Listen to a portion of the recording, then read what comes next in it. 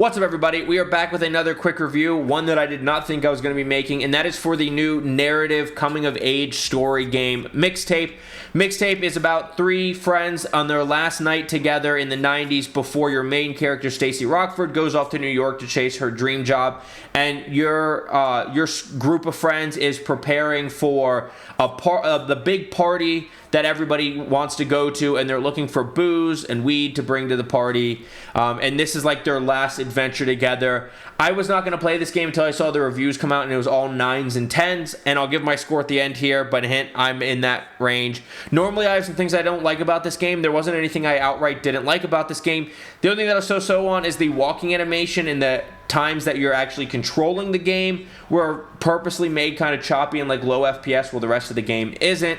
And that's not that way in cutscenes, and nothing else is animated that way, but I didn't love that. But I did love the art style, whether it was the simplicity of the art style, especially in the character design, or the really beautiful environments around. Simple but beautiful art style and graphics looked really good.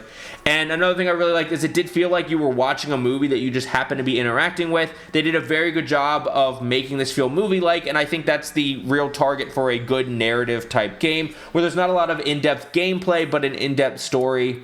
Another thing is the soundtrack, and the soundtrack is very important to this game because along with the last night together, we're looking for booze and going on a teenage adventure, Stacey Rockford's dream is to arrange soundtracks for movies, and she's very into music, and she's built up a mixtape on a CD to capture every moment throughout your last night based off of how she thinks it's going to go in her head, and the soundtrack has to nail it because it's such a large part of the game, and they really nail it. Everything from like late 60s to early 90s, synth pop, 90s pop, rock, post-punk, a lot of different music comes together and does a really good job. Another thing I liked was the fourth wall breaking, especially to explain the songs, because there were some obscure ones in there and how they fit into the moment. I really liked the humor. It's very much like coming-of-age teenage movie humor, and I really liked the storytelling. It really grabbed me, and I even felt the emotional ending. I thought this game was really good. If you're into narrative games and you're into the teenage coming-of-age stories, 100% go pick up this game. I can't give it a 10 because I had a so-so, but I'm going to give it a 9.5 out of 10 and highly recommend it if this is your type of game. I loved it way more than I thought I was going to, but let me know what you think in the comments down below. Have a good day. Bye.